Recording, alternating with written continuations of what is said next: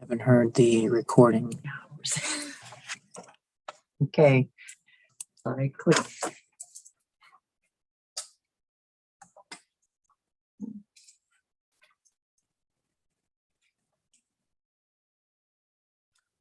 Okay, it is Thursday, July 7th, 2022.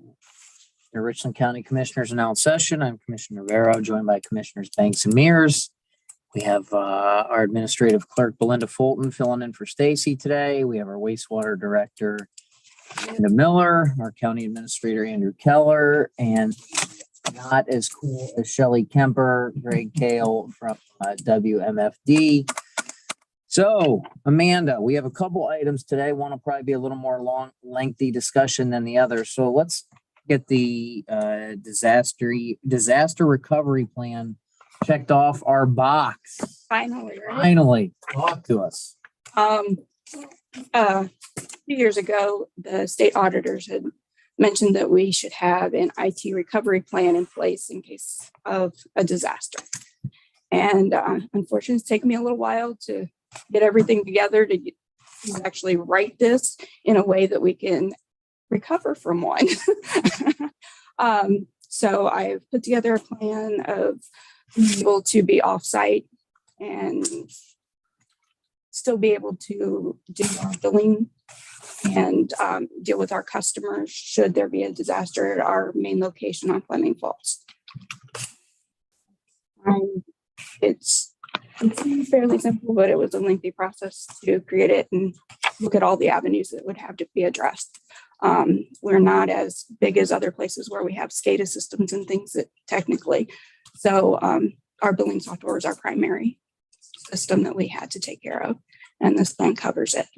In doing the scenario planning on how to test this, I am asking for a laptop to make it portable so that we could go to any offsite location. We have several facilities lined up depending on the type of disaster that we're dealing with and the length of time that we would need to be offsite should something happen. Likelihood of us having that major of a disaster is very slim, but any kind of computer. Jinxed us, especially with the weather. I deal with the weather all the time. Oh my gosh. But even with the power outage and everything that we had, I mean,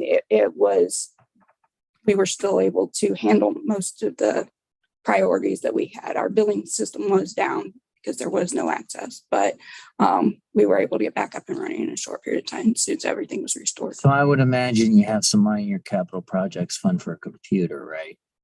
I actually have it in my budget to do. Okay, good. Um, And is the test where you pull the plug like they did in the movie Airplane when the plane's about to land? And he goes, just kidding. It will be offsite tested. It will be tested a couple times a year to make sure that we can do this. Harold wear a ski mask and cut the wires. Cut the See what happens. Should be pointed out, you have outside IT. Yes, we have an outside IT company that we work with, and that also makes it a little easier to be able to do this run. And you noted when you sent it up for review that IT has reviewed it. You got to want the tech people to make sure they're okay with it. County IT, I looked at it back in May and then Matt looked at it yeah. more recently. Yes. So everybody's given stamp of approval. So hopefully the state auditors will be happy next round. And Maybe they'll give you a cookie. I'm just happy for it to be done. But we will review it every year. Anyone make a motion to adopt? I will make a motion to adopt. And I'll second. Commissioner Farrow, Yes. Commissioner Mears, Yes. and Commissioner Banks. Yes. And does that motion include the purchase as well? The motion to adopt? Well, I don't think she's put up you haven't brought forward the computer to approve, have you? Or is it? Just Well, I didn't. see I'm that. sorry. Just. All right, well then let's have a motion to purchase the laptop in the amount of $1,259 paid out of the wastewater capital projects fund. So moved. Second.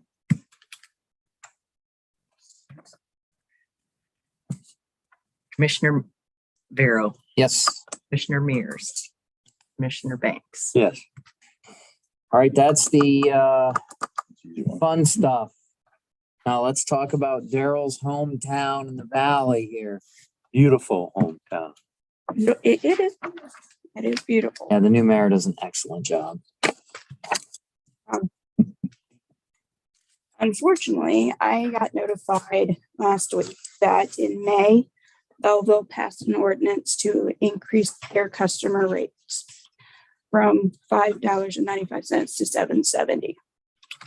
And this will go into effect on October 1st, 2022. With that being said, the way our contract is set up with Belleville is we pay their base rate and then we pay in 2019, they passed an additional $3 sliding scale fee per thousand. And then we pay a 40% surcharge on all of that. And to clarify though, and I think it's important for the media here, they're not just going up $7.70, they're also going to increase over the next several years, correct? Next 5 years, there will be a rate increase. They are doing a $2.45 base rate increase every year for 5 years. So then you had provided us with the rate increase and what that equates to. So if I'm looking at that, that's about 147% increase through 2026. Yes. Yeah, that was kind of my reaction. I'm still kind of reeling with it. I understand why they're doing it. With the costs of going to all the way to Butler with the joint plant and things that they have going on, their rates have been low. And I know they've increased costs dealing with that.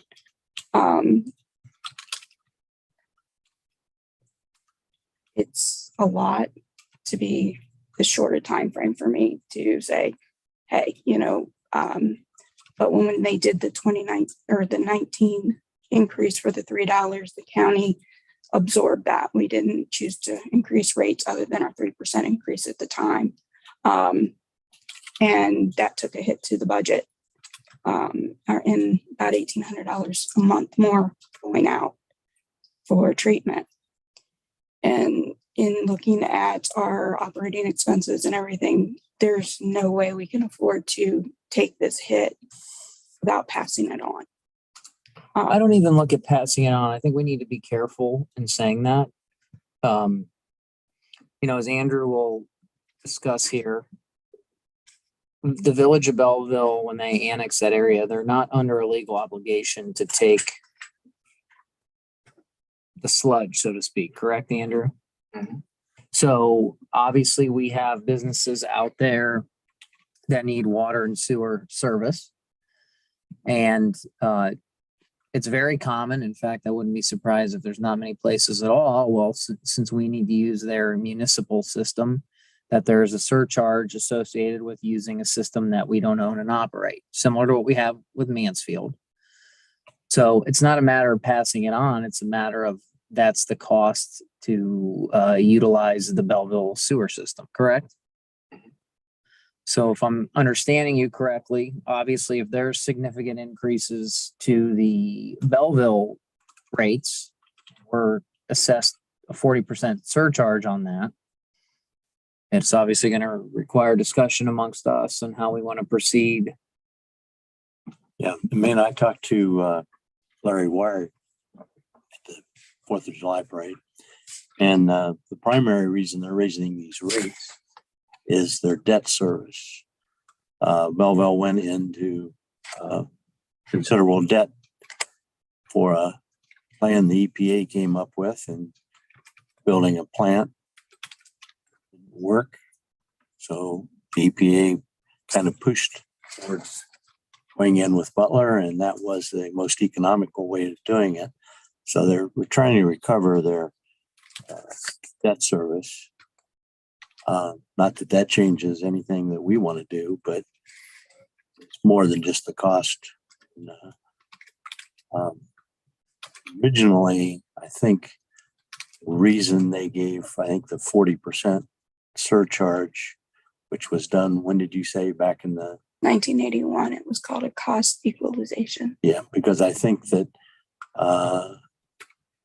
the other people in Belleville had already paid for a lot of the air and water and things. And the village wanted to recover some of that from the people that were just joining. So it was kind of like, hey, we got this for you. We've already got paying for this. Help us pay for it. I think that's why it got started. I have a couple things at play too, and Andrew, I think, can speak to this. This contract here is what we have as the existing contract dating back to 1981. It's not exactly clear under the terms of the contract when it's officially going to end. You have some references to the 40% surcharge over a 15-year period, which would be 1996.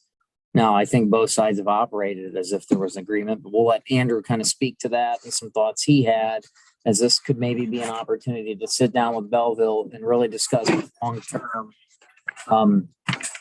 getting those 23 or so customers that are on our system over to there. And I'll leave it to that. And Andrew, why don't you take that? Yeah, it's our intention to talk to Belleville Village officials regarding this 40% surcharge. It was designed to, as Commissioner Banks said, to pay for the costs of the wastewater treatment plant that were borne by just village residents pre-1981, before the county entered into this contract with the village. Yet still today, the county is paying a 40% surcharge. And the reason we don't believe that makes sense is the county sewer system in Belleville is comprised entirely of Village of Belleville residents and or business owners, property owners, which differentiates this contract from our contract with the city of Mansfield. We don't believe that any property owners in Belleville should be being treated differently just because they happen to be on the county sewer system versus the village sewer system. So we look forward to talking to village officials about correcting this 40% surcharge that we really see is not fair to these 27 business owners that are within the village limits. They pay income taxes. They pay, they produce revenue for the village. So, and I'm optimistic the village will, be agreeable to that. Daryl's going to have to wear two hats because he's the former mayor. Mr.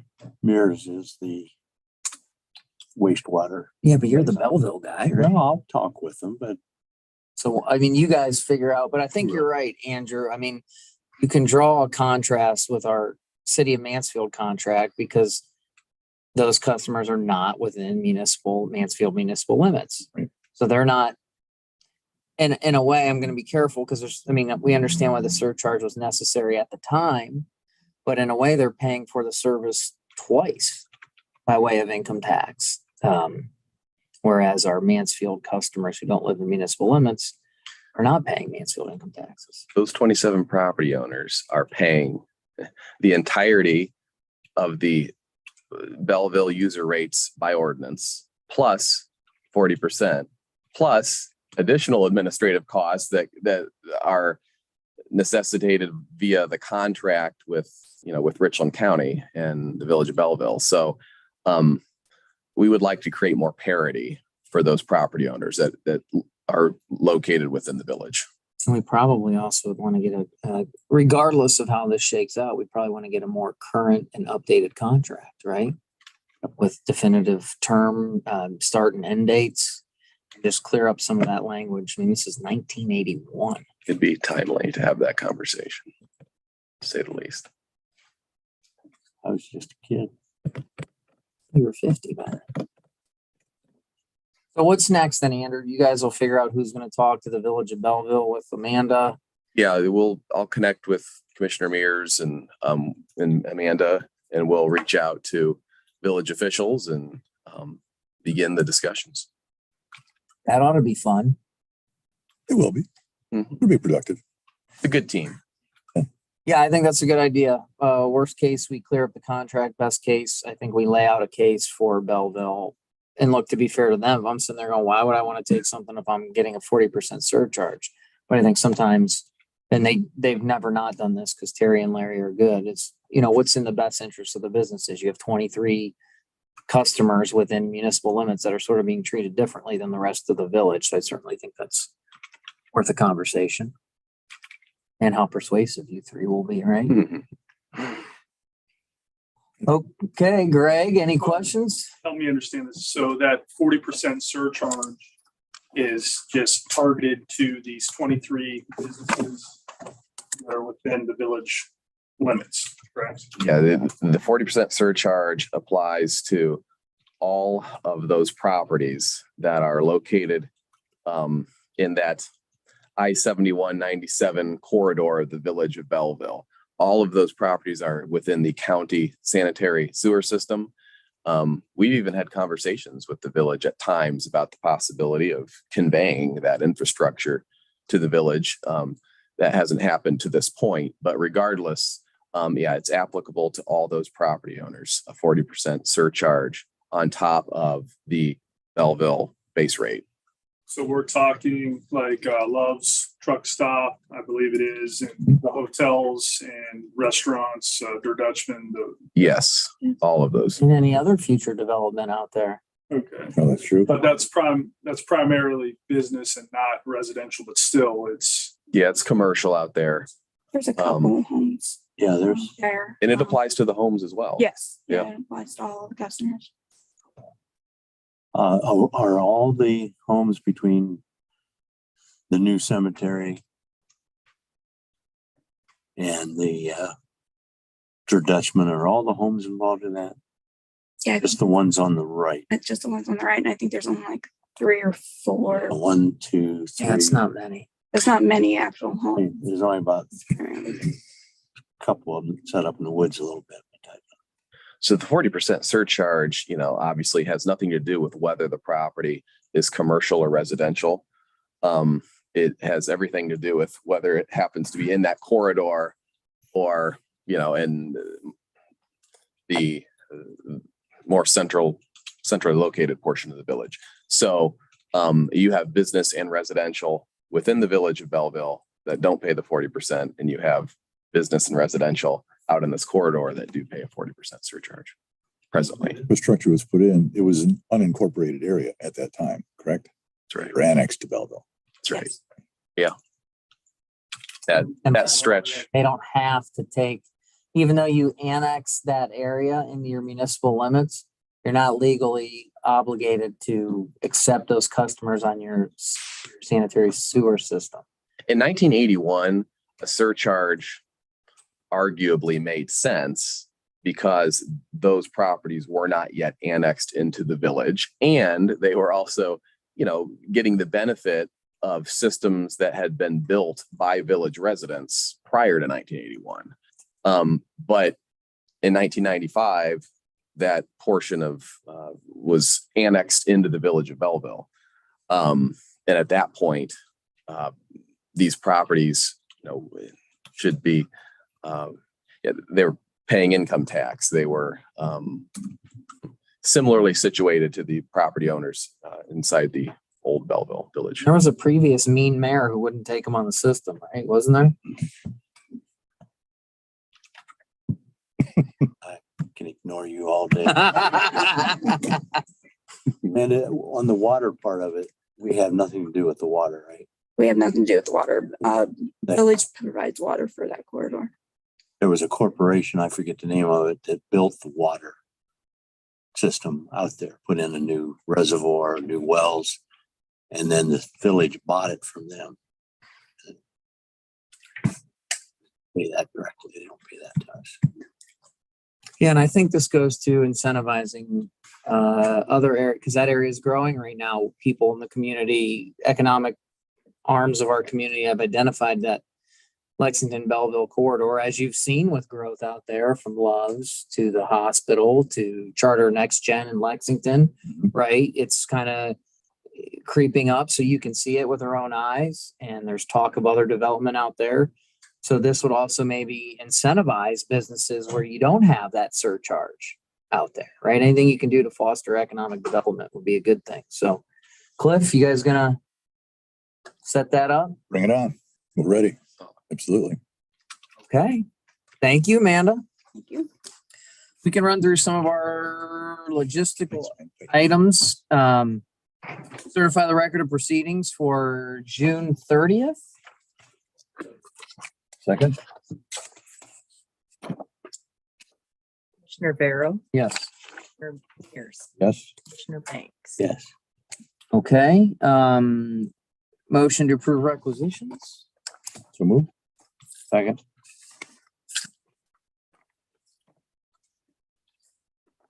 Commissioner Vero, Yes. Commissioner Mears. Yes. Commissioner Banks. Yes. Approve weekly transfers and appropriations. So move. Second. Commissioner Mears. Commissioner Vero, Yes. Yes. Commissioner Banks. Yes. All right. We're going to remove the 2023 tax budget. We don't have to approve it yet. We have till July 15th. I've been talking to Pat on some items. So we're going to just move that into next week. He'll have a report for us there. Motion to authorize delinquent sewer amounts to be assessed on taxes. So move. Second. Yes. Commissioner Mears. Yes. Commissioner Banks. Yes. Okay, motion to authorize the termination of a Dayspring employee effective July 5th, 2022. Second. Commissioner Vero, Yes. Commissioner Mears, Yes. Commissioner Banks. Yes. Okay, we're gonna hold the rest for when Adam Gove comes in after the executive session today. So we will recess until 10 o'clock.